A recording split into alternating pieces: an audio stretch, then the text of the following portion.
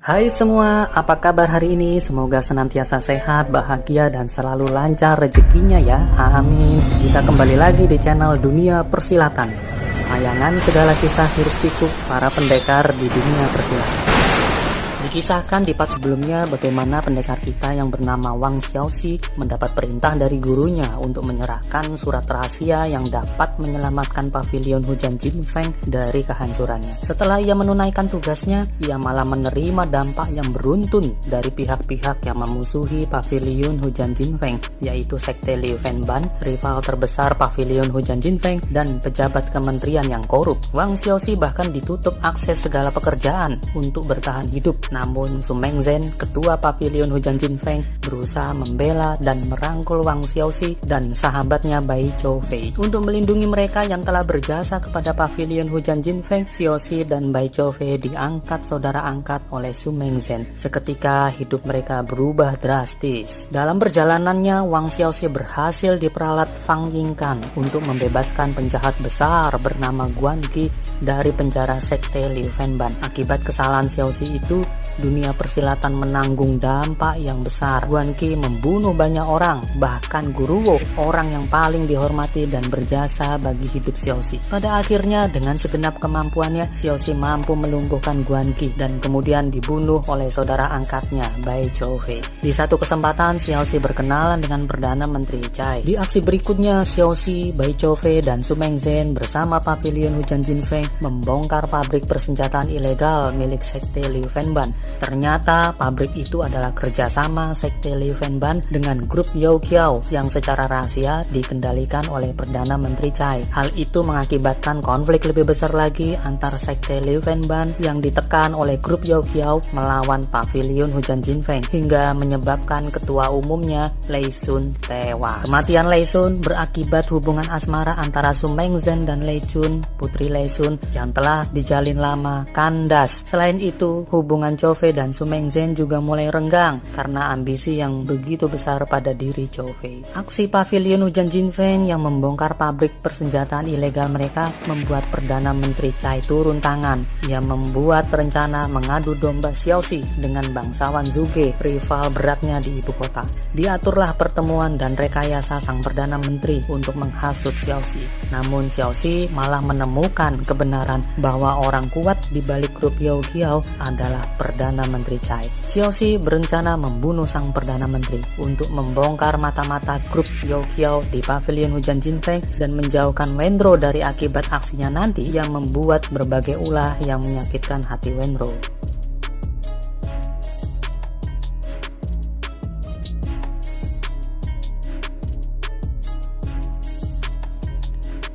Akhirnya Su Mengzhen memanggil Xiaoxi. Ia khawatir ada seseorang yang memaksa Xiaoxi hingga ia salah jalan. Di kesempatan itu, Xiaoxi menjelaskan semua rencananya lewat surat yang sudah ia siapkan karena mata-mata grup Yao Qiao di pavilion hujan Jinfeng selalu memantaunya. Setelah menyerahkan surat, Xiaoxi pamit.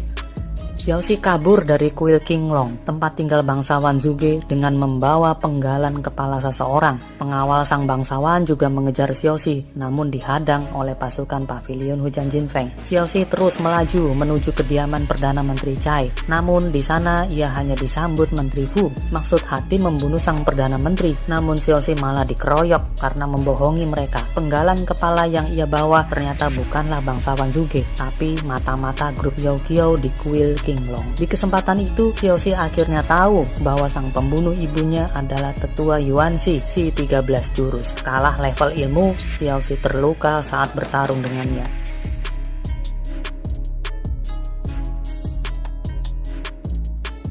Pavilion hujan Jinfeng membantu Xiaoxi melarikan diri keluar ibu kota. Wenro akhirnya menemani Xiaoxi dalam pelariannya. Setelah Xiaoxi melarikan diri keluar ibu kota, pasukan Perdana Menteri Cai menyerbu pavilion hujan Jinfeng, meminta pertanggungjawaban ulah Xiaoxi menyerang kediaman Perdana Menteri. Bai Choufei secara sukarela maju menerima hukuman dan ditahan. Di dalam tahanan, Bai Choufei mengalami penyiksaan yang pedih. Xiaoxi terus dikejar Fang Yingkan yang telah naik pangkat menggantikan Menteri Hukum Wu yang telah tewas dibunuh Xiaoxi. Sampai di tepi jurang, Fang Yingkan memukul jatuh Xiaoxi ke dalam jurang. Di dasar jurang, ia menemukan keajaiban. Ia diajarkan ilmu pedang darah, ilmu pedang terhebat. Sementara Wendro berhasil melarikan diri dari tahanan Fang Yingkan dan berusaha mengeluarkan Xiaoxi dari dasar jurang, walau dalam kondisi sedang terluka parah. Setelah mengeluarkan Xiaoxi dari dasar jurang, Wendro jatuh pingsan. Xiaoxi membawanya ke benteng Baimo. Di sana secara kebetulan ia bertemu gurunya, Su Xiaoyi, si pendekar baju putih. Sang guru menceritakan asal-usul Xiaoxi saat ia melatih jurus pedang darah yang ia pelajari di dasar jurang. Pendekar terhebat saat itu, Fang Geyin, ternyata adalah ayah kandung Xiaoxi. Setelah mengalami siksaan sedemikian rupa dan lamanya, ditambah lagi mendengar kabar Xiaoxi, saudara angkat yang paling ia sayangi, telah tewas, Bai Chouwei akhirnya menerima tawaran Perdana Menteri Cai untuk menjadi pembantunya. Kemudian ia balik membunuh saudara-saudara seperjuangannya dari pavilion hujan Jinfeng.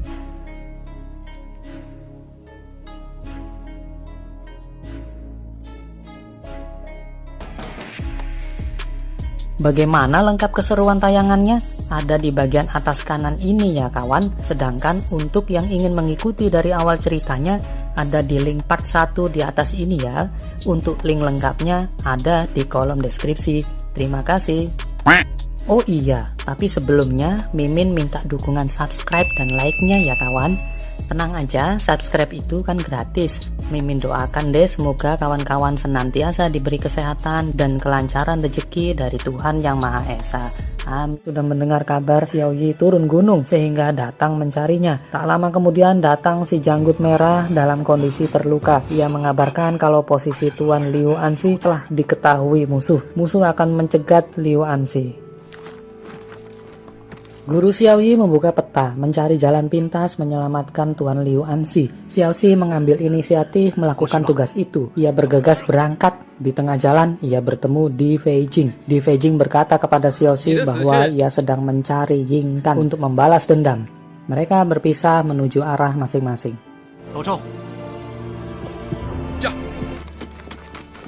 Xiaoxi sampai di toko keluarga Yang, sebuah bangunan yang sudah rusak, tempat di mana gurunya memperkirakan rombongan Tuan Liu Anxi akan bermalam di tempat itu. Di sana ia akan bertemu dengan Tuan Liu Anxi. Tak lama bersua, dari kejauhan mereka mendengar suara langkah kuda mendekat. Mereka pun bergegas pergi menjauh.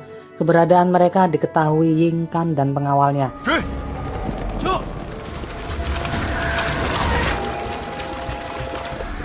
Untuk menghalau Yingkan, Xiaoxi membuat barikade kayu dan membakarnya, hingga Xiaoxi dan kawan-kawan bisa selamat dari kejaran. Wendro menunggu kembalinya Xiaoxi ke benteng Baimo, tapi sosok yang datang ternyata adalah tetua Yuan Yi. Ia langsung menahan Wendro dan lanjut masuk ke dalam benteng. Saat bertemu Xiaoyi, tetua Yuan Yi mengingatkan kembali sumpahnya.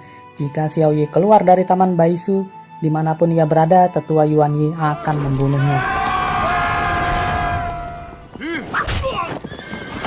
Saat Yingkan dan pasukannya sedang melewati sebuah hutan, tiba-tiba beberapa anak buahnya tumbang terkena anak panah. Sesaat kemudian muncul Di Feijing dari balik pohon. Feijing mengatakan kepada Yingkan, hari ini ia harus membayar apa yang telah dilakukannya kepada adiknya, Lei Chun. Yingkan tertawa hanya dengan kekuatannya sendiri. Tanpa basa-basi, Di Feijing menyerang mereka.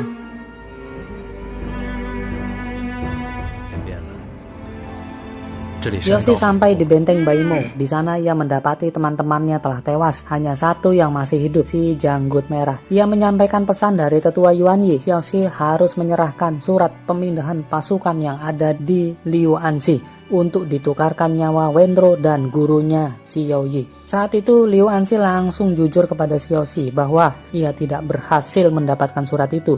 Xiaoxi menimpali, walaupun surat itu ada, ia tetap tidak akan menyerahkannya. Ia berangkat sendiri menyelamatkan Wendro dan gurunya. Di tengah jalan, Xiaoxi bertemu lagi dengan Yingkan. Kondisinya sudah memprihatinkan. Kedua matanya buta. Xiaoxi dapat menerka itu perbuatan siapa. Yingkan tidak mau merasa kalah dan berkata Xiaoxi tidak tahu separah apa luka di tubuh Di Feijing. Xiaoxi kemudian mengajaknya duel untuk membalas kematian ayahnya, Fang Geyin. Dalam satu tebasan dengan jurus pedang darah milik ayahnya patah menjadi dua di tangan Yingkan. Di dalam patahan pedang, Xiaoxi melihat lipatan kertas. Ketika dibuka, isinya adalah surat pengalihan pasukan dengan stempel Perdana Menteri Cai. Surat yang selama ini dicari-cari ternyata disimpan Fang Geyin di dalam pedangnya. Yingkan tewas saat itu juga.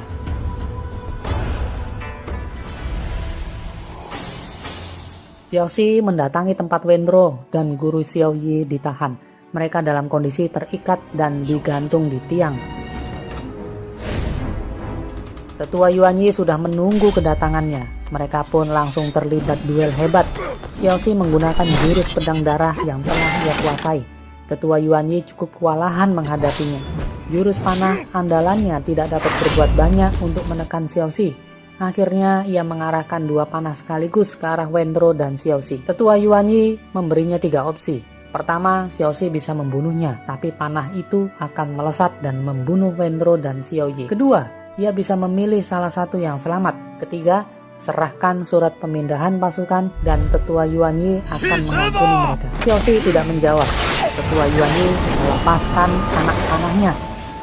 Xiaoxi menangkis anak panah Wenro dan menghadang anak panah ke gurunya dengan tubuhnya. Bersamaan ia lempar senjata rahasia mengenai kepala Yuanyi. Namun naas, anak panah itu menembus tubuhnya dan menancap di dada gurunya.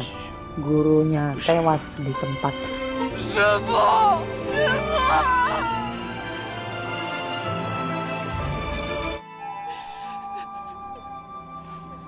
Kepedihan melanda mereka berdua, terlebih Xiaoxi. Seperti kehilangan seorang ayah kandung, guru yang membesarkan, mengajarkan ilmu bela diri, keluarga Xiaoxi satu-satunya. Wenro turut merasa bersalah karena tidak kuat melihat Xiaoxi. Wenro menulis surat kepergiannya. Ia akan menjauh dari Xiaoxi untuk sementara waktu sampai situasinya kondusif.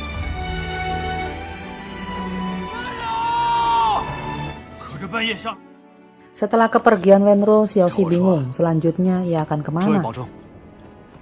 Lalu ia melanjutkan perjalanan ke perbatasan sesuai rencana awal. Di tengah perjalanan, ia melihat mayat di Beijing yang telah membeku. Xiaoxi lalu menguburkannya. Namun kemudian ia berubah pikiran. Ia akan menemani Liu Anxi kembali ke ibu kota. Wuxi mengkhawatirkan kesehatan Su Mengzhen. Ia khawatir jika Zhao Fei menantangnya, maka ia tidak akan selamat. Tapi Mengzhen mengatakan hanya dia yang bisa membunuh dirinya sendiri. Orang kedua yang dapat membunuhnya adalah Wuxi. Jika Wuxi mendengar kalimat ini darinya, hanya pedang yang mengetahui keinginanku melindungi seluruh dunia. Maka Wuxi harus membunuh Mengzhen.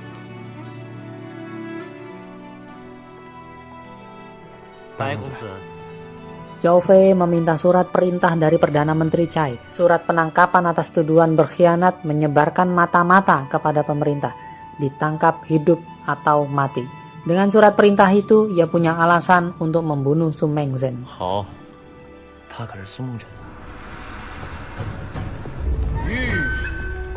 Pagi itu, Zhao Fei berangkat ke pavilion hujan Jinfeng. Su Mengzhen telah menunggunya di aula.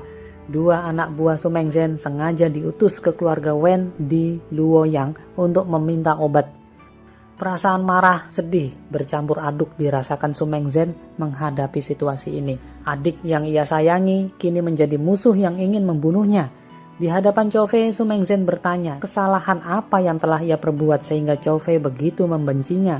Apakah ia tahu orang seperti apa Tuan Besar Cai itu? Zhao Fei menumpahkan semua kekesalan yang dipendamnya. Kini ia tidak peduli kepada siapa ia mengabdi.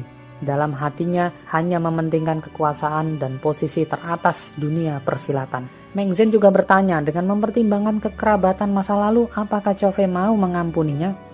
Zhao Fei sama sekali tidak tersentuh, walaupun terlihat pertentangan di hati di wajahnya. Namun pertanyaan itu ternyata hanya ujian akhir buat Zhao Fei untuk melihat hati Zhao Fei sudah seperti apa. Mengzhen lalu menghunus pedangnya. yang menerjang Chow Fei. Perkelahian sengit terjadi. Su Mengzhen mengerahkan seluruh sisa tenaganya, namun luka yang dideritanya semakin memburuk sampai ia memuntahkan darah hitam. Saat itu Chow Fei menancapkan pedangnya ke dada Mengzhen.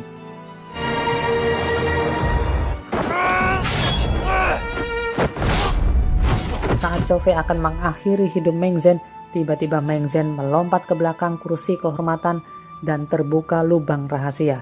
Ia melarikan diri lewat lubang itu.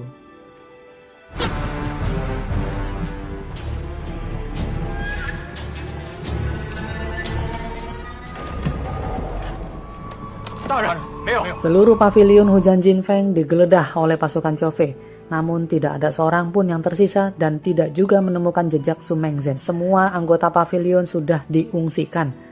Tersisa satu orang ketua pavilion yang memang memantau pertarungan atasannya itu dan Chow Fei. Sementara di luar beredar kabar kalau Su Mengzhen telah mati dibunuh Chow Fei.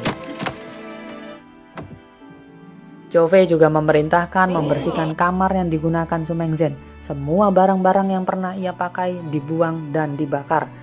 Kemudian datang prajurit menyerahkan surat merpati yang ia temukan. Saat dibuka Chow Fei surat itu, ia terkejut setengah mati.